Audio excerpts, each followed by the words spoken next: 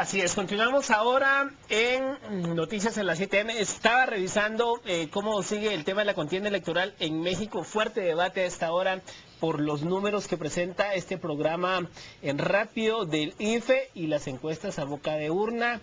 Habrá que esperar cuál es la postura de Andrés Manuel López Obrador, porque ya se ha escrutado casi el 90% de las actas y la diferencia entre Enrique Peña Nieto y Andrés Manuel López Obrador ni siquiera llega a los 5 puntos. Pero bueno, cambiamos ahora de tema. Nos ocupan las reformas constitucionales en Guatemala. Para el día de hoy se tenía previsto que el Ejecutivo presentara formalmente el paquete de reformas al Congreso. Sin embargo, el mandatario Otto Pérez Molina ha dicho que va a esperar a que los diversos sectores guatemaltecos, económicos, políticos, académicos, den su reacción y respuesta a lo que él ha planteado para luego así presentarlo al Congreso. Hemos invitado acá al estudio de A las 7 AM a Ana María Pablo III. Ella es miembro de la Red Nacional de Organizaciones de Jóvenes Mayas de Reloj, organización que hace parte del Observatorio Indígena. Muy buen día, bienvenida. Buenos días, bienvenida. Muchísimas gracias por el espacio.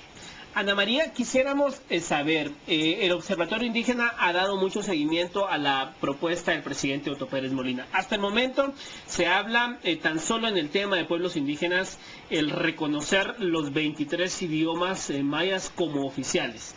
La Constitución habla de un idioma oficial que es el idioma español, y en esta propuesta el presidente Otto Pérez Molina habla de oficializar estos 23 idiomas mayas.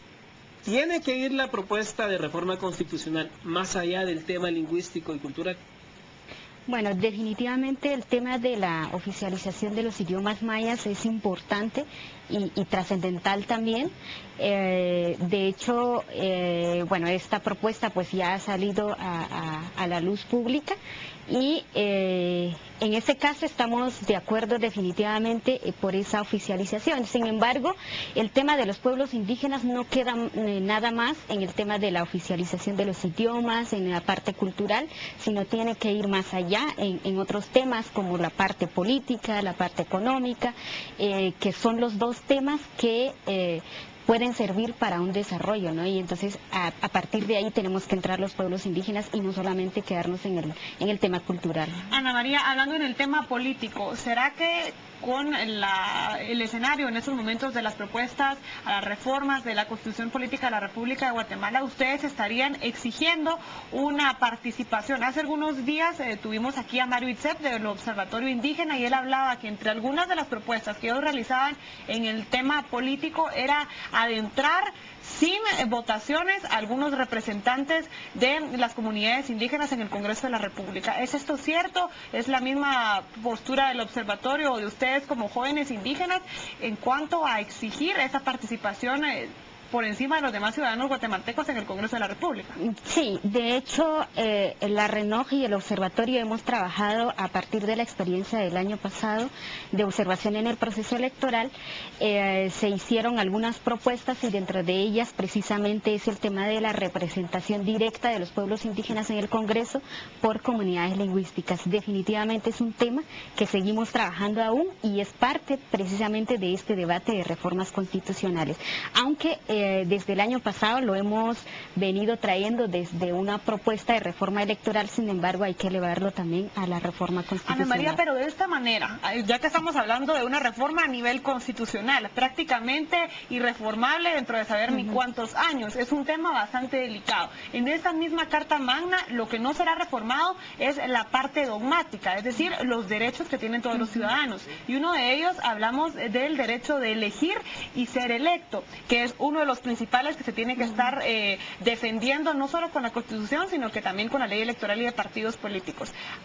En todo caso que llegara a pasar, o esta propuesta que ustedes están realizando en estos momentos, no va en contra del mismo derecho de elegir y ser electo, el derecho a ser representado por los demás ciudadanos, porque muchas otras personas que quisieran participar o algo así, prácticamente tendrían que estar enfrentándose a un proceso democrático y de elección popular, pero ustedes no. Bueno, de hecho, dentro de la misma Constitución vemos la parte también que se desarrolla en materia de pueblos indígenas, derecho de pueblos indígenas, que el Estado debe de respetar la propia forma de organización de los pueblos. Y en este caso, a partir de ahí también se puede plantear este tema de la representación directa. Sabemos que el 42% de esta población de Guatemala somos mayas, garífunas y xincas, y en esta vía podemos también trabajar esta parte. Ese tema aún está en debate porque hay diversas opiniones si es inconstitucional o si no es inconstitucional. Sin embargo, también hay algunas opiniones al respecto que no es inconstitucional. Entonces, es un tema aún que vamos a seguir debatiendo, no solo en RENOJ y el observatorio, sino también tenemos que ver las opiniones de otros actores fuera de estas propuestas. Sin embargo, es un tema... es una vía por la cual nosotros planteamos una participación política de los pueblos indígenas. A partir de la exclusión, de la discriminación que se ha vivido, es por eso que también nosotros nos atrevemos a hacer este tipo de propuestas. A lo mejor por la vía de cuotas de poder, como podría ser otra visión no inconstitucional en la vía de la ley electoral y de partidos políticos. Ahora bien, en el sentido que hablaba Ana Lucía, de que pues yo creo que como están las cosas en el Congreso, esta reforma, y con la lista de supermercado de interpelaciones que se vienen, yo dudo que en este 2012 esto pase.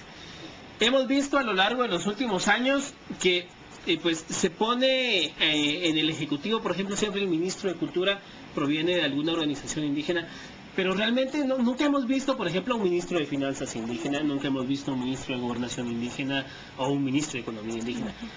Tomando en cuenta de que es muy poco probable que esta reforma pase, ¿cómo le podemos dar cara vuelta a este sistema que no nos incluye a todos? Y vemos siempre, por ejemplo, el señor Richard Eichengel tiene años de dictar la política económica